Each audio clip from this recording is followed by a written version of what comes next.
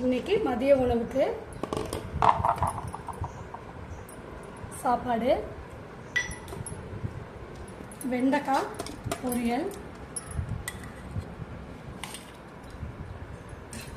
அவரைக்காய் பொரியல்,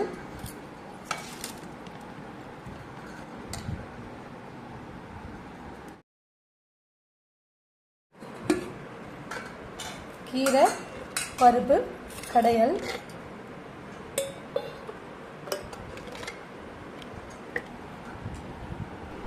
பாலக்கீரையும் பருப்பும் போட்டு கடைஞ்சிருக்கோம். அப்புறம் கத்திரிக்காய் தக்காளி சேர்த்து கடைஞ்சிருக்கோம். இது வந்து இட்லி தோசை கோதுமை தோசைக்கெல்லாம் சூப்பராக இருக்கும். எனக்கு வந்து இது சாப்பாட்டுக்கு ரொம்ப ரொம்ப பிடிக்கும். இது இருந்துச்சுன்னா சாப்பாடு கொஞ்சம் அதிகமாகவே சாப்பிடுவேன். அப்புறம் முறுக்கு.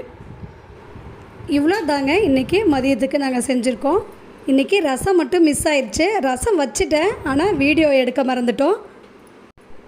ரசம் மட்டும் எப்பயுமே எங்கள் வீட்டில் இருந்துகிட்டே இருக்குங்க. டெய்லியுமே நாங்கள் ரசம் வச்சுருவோம். நாம் என்ன தான் வகை வகையாக சாப்பிட்டாலும் ஆரோக்கியமாக சாப்பிட்றோமா அப்படிங்கிறது தாங்க முக்கியம்.